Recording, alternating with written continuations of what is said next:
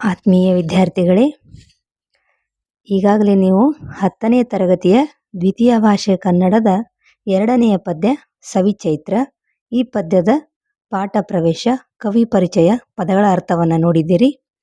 ಇವತ್ತು ಪದ್ಯದ ಸಾರಾಂಶವನ್ನು ನೋಡೋಣ. ಮೊದಲನೇ ಪ್ಯಾರಾದೊಳಗೆ ಏನದ? ಯುಗದ ಆದಿಯು ಬಂತು ಸೊಗದ ಸುಗ್ಗಿಯ ತಂತು, ಜಗಕ್ಕೆಲ್ಲ ಹೊಸ ಕಳೆಯು ತುಂಬಿತೆಂತು, ಬಗೆ ಬಗೆಯ ಬಣ್ಣಗಳ ಬರೆದ ಚಿತ್ರದ ಹಾಗೆ, ನೆಲದಮ್ಮ ನವವಧುವೆ ಆದಳಿಂತು. ಅಂದ್ರೆ ಇಲ್ಲಿ ಮೊದಲನೇ ಪ್ಯಾರಾದೊಳಗ ಏನು ವರ್ಣನೆ ಮಾಡ್ತಾರಂದ್ರ, ಯುಗದ ಆದಿಯು ಬಂತು. ಯುಗದ ಆದಿ ಅಂದ್ರೆ ಯಾವುದು? ಚೈತ್ರ ಮಾಸದಲ್ಲಿ ನಾವು ಆಚರಿಸುವಂತಹ ಯುಗಾದಿ. ಅಂದ್ರೆ ಯುಗ ಅಂದ್ರೆ ವರ್ಷದ ಮೊದಲು, ವರ್ಷ ಆರಂಭ ಆಯಿತು, ಹೊಸ ವರ್ಷ ಆರಂಭ ಆಯಿತು. ಯುಗದ ಆದಿಯು ಬಂತು ಸೊಗದ ಸುಗ್ಗಿಯು ತಂತು. ಆ ಒಂದು ಯುಗಾದಿ ನಮ್ಮೆಲ್ಲರಿಗೂ ಏನ್ ತಂತು ಅಂದ್ರ ಸೊಗದ ಸುಗ್ಗಿಯು, ಅಂದ್ರೆ ನಮಗೆ ಸಂತಸವನ್ನ ತಂತು. ಎಂತ ಸಂತಸ? ಸೊಗಸಾದ ಸಂತಸವನ್ನ ತಂತು. ಸುಗ್ಗಿ ಅಂದ್ರೆ ನಾವು ಹಬ್ಬ ಅಂತ ಕರಿತೀವಿ, ಸಮೃದ್ಧವಾದ ಕಾಲ ಅಂತ ಕರಿತೀವಿ. ಈ ಕೊಯ್ಲನ್ನ ಮಾಡ್ತಾರ ನೋಡ್ರಿ, ಬೆಳೆಗಳು ಬೆಳೆದ ನಂತರ ಕಟಾವು ಮಾಡ್ತಾರಲ್ಲ, ರಾಶಿ ಮಾಡೋ ಸಮಯದೊಳಗೂ ಅದಕ್ಕೆ ಸುಗ್ಗಿ ಅಂತ ಹೇಳಿ ಕರೀತಾರ. ಇಲ್ಲಿ ಯುಗದ ಆದಿ ನಮಗೆ ಎಂತ ಸಡಗರವನ್ನ ತಗೊಂಡು ಬಂತು ಅಂದ್ರ ಹಬ್ಬದ ಸಡಗರನ್ನ, ಸೊಗಸಾದ ಹಬ್ಬದ ಸಡಗರವನ್ನ ತಂತು ಅಂತ ಹೇಳಿ ಕವಿ ಹೇಳ್ತಾರ. ಯುಗದ ಆದಿಯು ಬಂತು ಸೊಗದ ಸುಗ್ಗಿಯು ತಂತು, ಜಗಕ್ಕೆಲ್ಲ ಹೊಸ ಕಳೆಯು ತುಂಬಿತೆಂತು. ಇಡೀ ಜಗತ್ತಿಗೆ ಏನ್ ಮಾಡ್ತು ಅಂದ್ರ ಹೊಸ ಕಳೆ. ನಾವು ಜೀವನದೊಳಗ ಹಿಂದೆ ಕಳೆದ್ ಬಿಟ್ಟಿವಿ. ಈಗ ಹಿಂದಿನ ಒಂದು ವರ್ಷದೊಳಗ ನಮ್ಮಲ್ಲಿರುವಂಥ ದುಃಖಗಳನ್ನ, ಕಷ್ಟಗಳನ್ನ ಎಲ್ಲ ಹೋಗಿ ಏನಾಯ್ತು ಅಂದ್ರೆ ಜಗತ್ತಿಗೆ ಹೊಸ ಕಳೆಯು ತುಂಬಿತೆಂತು. ತುಂಬಿ ತುಂಬಿ ಏನಾಯ್ತು ಅಂದ್ರೆ ಹೊಸ ಕಳೆ ತುಂಬಿ ಬಂತು ಅಂತ ಹೇಳ್ತಾರೆ ಇಲ್ಲಿ. ಬಗೆ ಬಗೆಯ ಬಣ್ಣಗಳ ಬರೆದ ಚಿತ್ರದ ಹಾಗೆ, ಪ್ರಕೃತಿಯೊಳಗ ಸಾಕಷ್ಟು ಬಣ್ಣದ ಹೂಗಳದಾವ್, ಹೌದಾ? ಅಲ್ಲಿ ಅದಕ್ಕೆ ಕವಿ ವರ್ಣನೆಯನ್ನ ಮಾಡ್ತಾರ. ಬಗೆ ಬಗೆಯ ಬಣ್ಣಗಳ ಬರೆದ ಚಿತ್ರದ ಹಾಗೆ, ಬಣ್ಣವನ್ನ ತಗೊಂಡು ಬಣ್ಣ ಬಳಿದ ಹಾಗೆ, ವಿವಿಧ ವಿವಿಧ ಬಣ್ಣಗಳನ್ನ ಬಳೆದ ಹಾಗೆ, ಚಿತ್ರವನ್ನ ಬಿಡಿಸಿದ ಹಾಗೆ ಏನಾಯ್ತು? ನೆಲದಮ್ಮ ನವವಧುವೆ ಆದಳಿಂತು. ನೆಲದಮ್ಮ ಅಂದ್ರೆ ಭೂಮಿ ತಾಯಿ ಅಂತ ಕರಿತೀವಿ. ಭೂಮಿ ತಾಯಿಯಲ್ಲಿ ಭೂಮಿ ತಾಯಿಯನ್ನ ಕವಿ ನವವಧುವೆ ಆದಳಿಂತು. ನವವಧು ಅಂದ್ರ ಈ ಮದುವೆ ಮಾಡುವಂತ ಹೆಣ್ಣು ಮಗಳಿಗೆ ಮದುಮಗಳು ಅಂತ ಕರಿತೀವಲ್ಲ, ಆ ರೀತಿ ಇಲ್ಲಿ ಭೂಮಿ ತಾಯಿ ಮದುಮಗಳು ಆದ್ಲು. ಮದುಮಗಳನ್ನ ಯಾವ ರೀತಿ ಮದುವೆಗೆ ಮುಂಚೆ ನಾವು ಅಲಂಕಾರವನ್ನ ಮಾಡುವಂತಹ ಒಂದು ಪದ್ಧತಿ ಅದು. ಯಾಕಂದ್ರೆ ಆಕೆ ಅಲ್ಲಿ ಏನಾಗಿರ್ತಾಳಂದ್ರ ಮದುಮಗಳ ಆಕರ್ಷಣೀಯವಾಗಿ, ಸೌಂದರ್ಯವಾಗಿ ಆಕೆ ಕಾಣಿಸಬೇಕು ಅಂತ ಹೇಳಿ ಅವಳಿಗೆ ಶೃಂಗಾರವನ್ನ ಮಾಡ್ತಾರ, ಆಭರಣಗಳನ್ನ ಹಾಕ್ತಾರ, ಅಲ್ಲಿ ಅಲಂಕಾರವನ್ನ ಮಾಡುವಂತಹ ಪದ್ಧತಿ ಅದ. ಅದೇ ರೀತಿ ಇಲ್ಲಿ ನೆಲದಮ್ಮ ಏನಾದ್ಲು ಅಂದ್ರ ಈ ಭೂಮಿ ಮ್ಯಾಗ ವಸಂತ ಕಾಲದೊಳಗ ಚೈತ್ರ ಮಾಸದೊಳಗ ಏನಾಯ್ತು ಅಂದ್ರ ಬಗೆ ಬಗೆಯ ಹೂಗಳು, ಹಣ್ಣುಗಳಿಂದ, ಫಲ ಪುಷ್ಪಗಳಿಂದ ಸಮೃದ್ಧವಾಗಿ ಏನ್ ಮಾಡ್ಯದಂದ್ರ ತುಂಬ್ಕೊಂಡ್ಬಿಟ್ಟಾವೆಲ್ಲ ಮರ ಗಿಡದೊಳಗ ಆಗ್ಯಾವಲ್ಲ. ಅದಕ್ಕ ಇಲ್ಲಿ ಕವಿ ನೆಲದಮ್ಮ ಏನಾದ್ಲು ಅಂದ್ರ ನವವಧುವೆ ಆದಳಿಂತು. ಅಂದ್ರೆ ಆಕೆಗೆ ಯಾವ ರೀತಿ ಶೃಂಗಾರವನ್ನ ಮಾಡ್ತಾರಲ್ಲ, ಬಗೆ ಬಗೆಯ ಬಣ್ಣದ ಬಟ್ಟೆಗಳನ್ನ ಹಾಕಿ, ಆಕೆಗೆ ಆಭರಣಗಳನ್ನ ಹಾಕಿ ಶೃಂಗಾರ ಮಾಡ್ತಾರಲ್ಲ, ಅದೇ ರೀತಿ ಇಲ್ಲಿ ನೆಲದಮ್ಮ ಏನಾಗೋದ್ಲು ಅಂದ್ರ ಮದುಮಗಳು ಆದ್ಲು ಅಂತ ಹೇಳಿ ಕವಿ ಹೇಳ್ತಾರ. ಯುಗದ ಆದಿಯು ಬಂತು ಸೊಗದ ಸುಗ್ಗಿಯು ತಂತು. ಯುಗದ ಆದಿ, ವರ್ಷದ ಆರಂಭ ಬಂತು. ಅದು ನಮ್ಮೆಲ್ಲರಿಗೂ ಏನ್ ತಂತು ಅಂದ್ರ ಸೊಗದ ಹಬ್ಬದ ಒಂದು ಸಂಭ್ರಮವನ್ನ ಅದು ತಗೊಂಡು ಬಂತು. ಜಗಕ್ಕೆಲ್ಲ ಹೊಸ ಕಳೆಯು ತುಂಬಿತೆಂತು. ಜಗತ್ತಿಗೆ ಏನಾಯ್ತು ಅಂದ್ರ ಹೊಸ ಕಳೆ, ಸಂತೋಷವನ್ನ ತಂದಿತು. ಬಗೆ ಬಗೆಯ ಬಣ್ಣಗಳ ಬರೆದ ಚಿತ್ರದ ಹಾಗೆ, ಪ್ರತಿಯೊಂದು ಮರದೊಳಗೂ ಬೇರೆ ಬೇರೆ ಬಣ್ಣ ಬಣ್ಣದ ಹೂಗಳಿರ್ತಾವ. ಅದು ಒಂದು ಏನಾಗ್ಯದ ಅಂದ್ರೆ ಚಿತ್ರವನ್ನ ಬಿಡಿಸಿದ ಹಾಗೆ ಕಾಣಿಸ್ತದ. ಆವತ್ತು ಏನಾದ್ಲು ಅಂದ್ರ ನೆಲದಮ್ಮ ನವವಧುವೆ ಆದಳಿಂತು. ಆ ಭೂಮಿ ತಾಯಿ ಮದುಮಗಳ ಹಾಗೆ ಶೃಂಗಾರ ಮಾಡಿಕೊಂಡು ಆ ರೀತಿ ಅಷ್ಟ ಅಂದವಾಗಿ ಕಾಣಿಸ್ತಾ ಇದ್ದಾಳೆ ಅಂತ ಹೇಳಿ ಕವಿ ಹೇಳ್ತಾರ. ಕೊರಡು ಕೊನರಿಸಿ ತುದಿಗೆ ಮುಗುಳ ನಗೆ ಮುತ್ತಿಟ್ಟು, ಬರಡು ಜೀವಕ್ಕೆ ಹೊಸತು ಚೈತನ್ಯವು, ಕೋಕಿಲ ಕೋಗಿಲೆ ಕಂಠ ಮುಕ್ತ ತಾರಕ ಕೇರಿ, ಚಿಲಿಪಿಲಿಯ ಕಲರವಕ್ಕೆ ಮತ್ತೇರಿದೆ. ಇಲ್ಲಿ ಕವಿ ಏನ್ ಹೇಳ್ತಾರಂದ್ರ 2ನೇ ಒಂದು ಪ್ಯಾರಾ ಒಳಗ ಕೊರಡ ಕೊನರಿಸಿ ಅಂದ್ರೆ ಎಲ್ಲಾ ಗಿಡಗಳು ಏನಾಗಿದ್ದು ಅಂದ್ರ ಒಣಗಿ ಹೋಗಿದ್ದು, ಹೌದಾ? ಒಣಗಿ ಹೋದಂತಹ ಗಿಡದೊಳಗೆ ಏನಾಯ್ತು ಅಂದ್ರ ಅಲ್ಲಿ ಚಿಗುರು ಮೂಡ್ತು. ಚಿಗುರು ಯಾವ ರೀತಿ ಮೂಡ್ಯದಂದ್ರ ಕೊರಡ ಕೊನರಿಸಿ ತುದಿಗೆ ಮುಗುಳನಗೆ ಮುತ್ತಿಟ್ಟು ಅದು ಮುಗುಳು ಬರ್ತದ. ಯಾಕಂದ್ರೆ ಹೊಸ ಚಿಗುರನ್ನ ನಾವು ಮುಗುಳು ಅಂತ ಕರಿತೀವಿ. ಆ ಒಣಗಿದಂತಹ ಭಾಗದೊಳಗೆ ಏನಾಯ್ತು ಅಂದ್ರ ಮರ ಏನ್ ಮಾಡ್ತದ ಮತ್ತೆ ಹೊಸ ಚಿಗುರನ್ನ ಬಿಡ್ತಾ ಇರ್ತದ. ಅದು ಯಾವ ರೀತಿ ಅಂದ್ರ ಮುಗುಳನಗೆ ಮುತ್ತಿಟ್ಟು ಆ ಗಿಡಕ್ಕೆ ಮುತ್ತಿಟ್ಟ ಹಾಗೆ ಕಾಣಿಸ್ತದ. ಬರಡು ಜೀವಕ್ಕೆ ಹೊಸತು ಚೈತನ್ಯವು. ಈ ಬರುಡಾದ ಜೀವನಕ್ಕೆ, ಈ ಸೊರಗಿದ ಜೀವನಕ್ಕೆ ಏನಾಯ್ತು ಅಂದ್ರ ಆ ಒಂದು ಯುಗಾದಿ, ಆ ಒಂದು ಚೈತ್ರ ಮಾಸ ಏನ್ ತಗೊಂಡು ಬಂತು ಅಂದ್ರ ಹೊಸ ಚೈತನ್ಯವನ್ನ ತಗೊಂಡು ಬಂತು. ಕೋಕಿಲ ಕೋಗಿಲೆ ಕಂಠ ಮುಕ್ತ ತಾರಕ ಕೇರಿ. ಕೋಗಿಲೆಯ ಕಂಠ, ಕೋಕಿಲ ಅಂದ್ರ ಕೋಗಿಲೆ ಅಂತ ಕರಿತೀವಿ. ಕೋಗಿಲೆಯ ಕಂಠ, ಮಧುರವಾದ ಕೋಗಿಲೆಯ ದನಿ ಏನಾಗಿದೆ ಅಂದ್ರ ಅಷ್ಟು ಉಚ್ಚ ಧ್ವನಿಗೆ, ಏರು ಧ್ವನಿಯಲ್ಲಿ ಕೋಗಿಲೆ ಏನ್ ಮಾಡ್ತಿರ್ತದಂದ್ರ ಚೈತ್ರ ಮಾಸದೊಳಗ ಮಾವಿನ ಗಿಡದಲ್ಲಿ ಆಗ್ಲಿ ಅಥವಾ ಬೇವಿನ ಮರದ ಮೇಲೆ ಆಗ್ಲಿ ಕೂತ ಅದು ಏನ್ ಮಾಡ್ತಿರ್ತದ ಅಂದ್ರೆ ಕೋಗಿಲೆ ಹಾಡ್ತಾ ಇರ್ತದ, ಕೂಗ್ತಾ ಇರ್ತದ. ಕೋಕಿಲ ಕೋಗಿಲೆ ಕಂಠ ಮುಕ್ತ ತಾರಕ ಕೇರಿ. ಮುಕ್ತವಾಗಿ ಅದು ಏನ್ ಮಾಡ್ತಿರ್ತದ ಅಂದ್ರೆ ಉಚ್ಚ ಧ್ವನಿಯಲ್ಲಿ ಕೂಗ್ತಾ ಇರ್ತದದು. ಚಿಲಿಪಿಲಿಯ ಕಲರವಕ್ಕೆ ಮತ್ತೇರಿದೆ.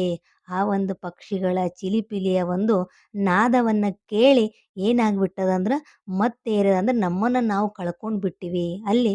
ಮತ್ತು ಅಂದ್ರೆ ನಾವು ನಶೆ ಅಂತ ಹೇಳ್ತೀವಿ. ನಶೆಯಲ್ಲಿ ಇರುವಂಥ ವ್ಯಕ್ತಿಗೆ ಎಚ್ಚರ ಇರಂಗಿಲ್ಲ. ನಾವು ಏನು ಮಾಡೀವಂದ್ರೆ ಆ ಒಂದು ಚಿಲಿಪಿಲಿ, ಆ ಒಂದು ಪಕ್ಷಿಯ ಧ್ವನಿಯನ್ನ ಕೇಳಿ ನಮಗೇನಾಗ್ಯದ ಅಂದ್ರೆ ಅದರಲ್ಲಿ ನಾವು ಮುಳುಗಿ ಹೋಗಿಬಿಟ್ಟೀವಿ ಅಂಥೇಳಿ ಕವಿ ಹೇಳ್ತಾರ. ಮೈ ಕೊಡವಿ ಎದ್ದ ಜಗ ಖಗ ಪಕ್ಷಿ ಪ್ರಾಣಿಗಳು ಲಘು ಬಗೆಯ ದಗದಕ್ಕೆ ಹೊರಟಂತಿದೆ.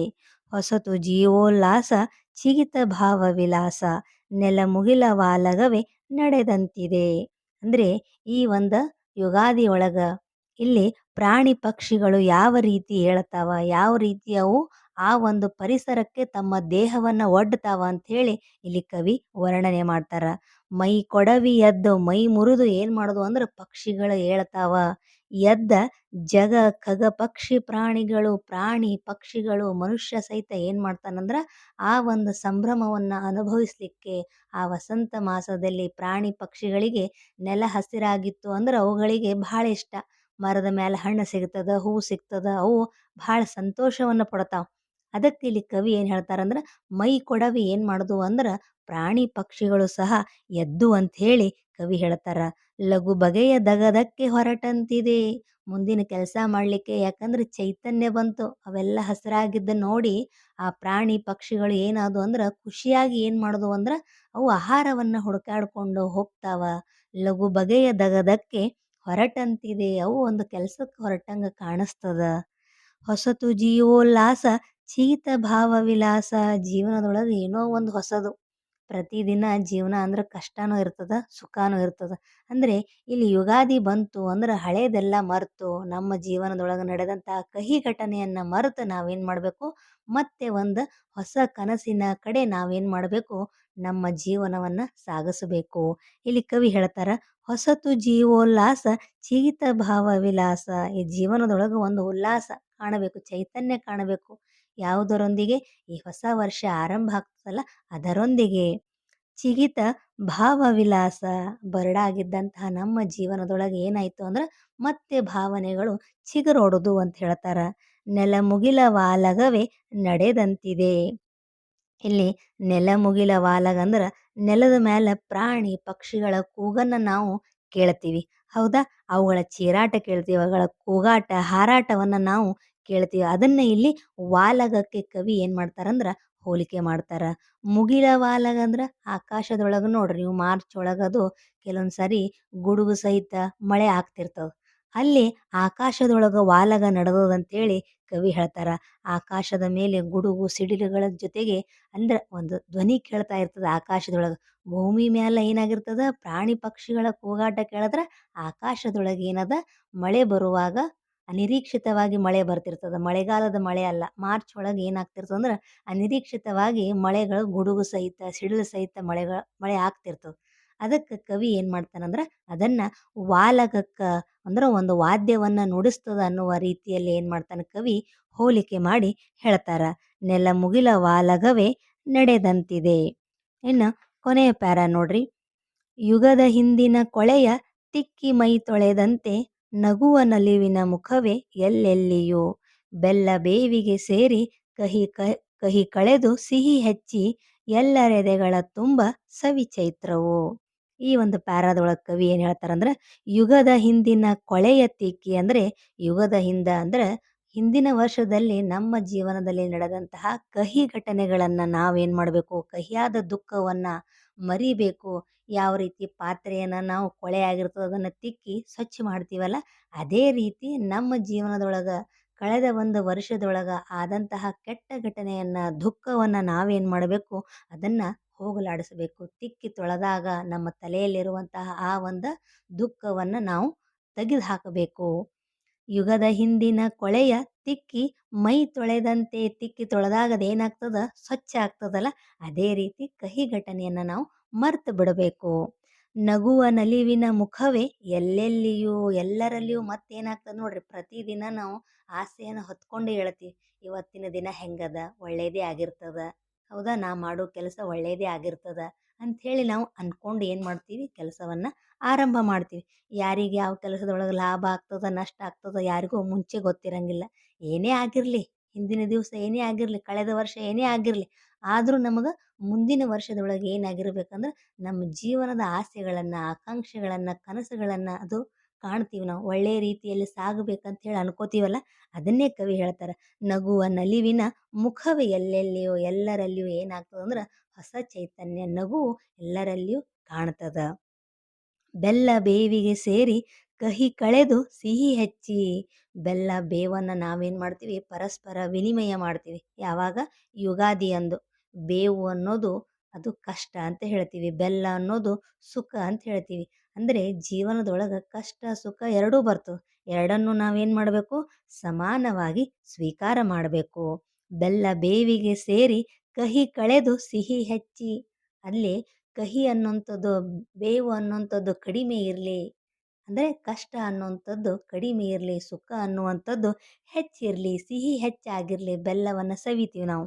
ಬೇವು ಬೆಲ್ಲ ಬೇವಿಗೆ ಸೇರಿ ಕಹಿ ಕಳೆದು ಸಿಹಿ ಹೆಚ್ಚಿ ಎಲ್ಲರೆದೆಗಳ ತುಂಬ ಸವಿ ಚೈತ್ರವು. ಎಲ್ಲರ ಎದೆಯಲ್ಲೂ ಏನಿರಬೇಕು ಅಂದ್ರೆ, ಎಲ್ಲರ ಮನಸ್ಸಿನೊಳಗೂ ಈ ಒಂದು ಯುಗದ ಆರಂಭದ ಯುಗಾದಿಯ ಸಂಭ್ರಮ ಎಲ್ಲರಲ್ಲಿಯೂ ಇರಲಿ ಅಂಥೇಳಿ ಕವಿ ಹೇಳ್ತಾರ. ಎಲ್ಲರೆದೆಗಳ ತುಂಬ ಸವಿ ಚೈತ್ರವು. ಎಲ್ಲರ ಮನಸ್ಸಿನಲ್ಲಿಯೂ ಏನಿರಬೇಕು, ಸವಿಯಾದ ಚೈತ್ರ ಇರಬೇಕು. ಅಂದರೆ ಯುಗಾದಿಯ ಒಂದು ಹಬ್ಬದ ಒಂದು ಖುಷಿ ಇರಬೇಕು, ವಾತಾವರಣ ಇರಬೇಕು ಅಂಥೇಳಿ ಕವಿ ಹೇಳ್ತಾರ. ಇದಿಷ್ಟು ಒಂದು ಸವಿ ಚೈತ್ರ ಪದ್ಯದ ಸಾರಾಂಶ ಮಕ್ಕಳೇ. ಧನ್ಯವಾದ.